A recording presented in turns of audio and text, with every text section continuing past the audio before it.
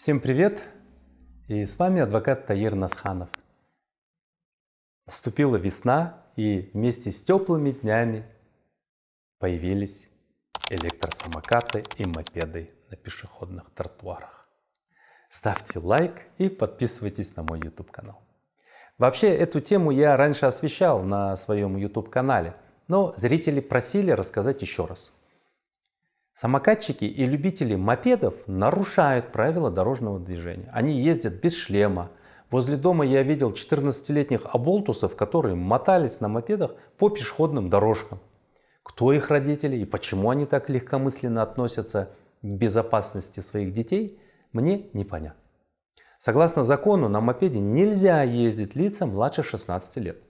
Мопеды могут двигаться по велосипедной дорожке, а при их отсутствии по правому краю проезжей части дороги.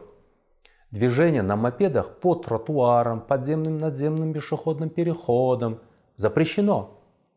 Отдельно прописан запрет езды на мопеде по автомагистрали. Что касается электросамокатов, то в настоящее время отсутствует какая-либо классификация, так как отнести их к определенному типу, как скутеры или мопеды, невозможно из-за ряда технических особенностей и отличий. Но они представляют опасность для пешеходов.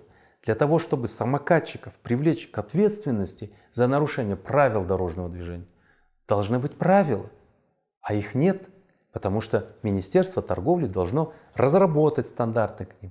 А когда это произойдет, неизвестно. Пока же их можно привлечь за причинение телесных повреждений. В прошлом году было зафиксировано 68 происшествий с участием мопедов и самокатов. Но учитывая легкую доступность электросамокатов, боюсь, что количество несчастных случаев в этом году будет еще больше. Также беспокоит ситуация с мотоциклистами, которые гоняют по ночам и мешают спать людям.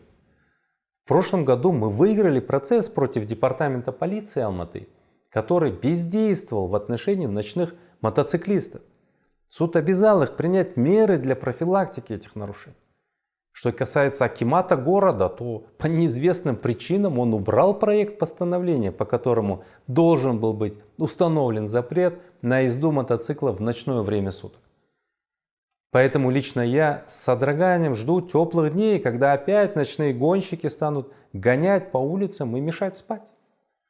В общем, поживем, увидим. Пишите в комментариях ваши идеи по теме ролика. Вопросы, если есть. С вами был адвокат Таир Насханов. И ставьте лайк и подписывайтесь на мой YouTube канал.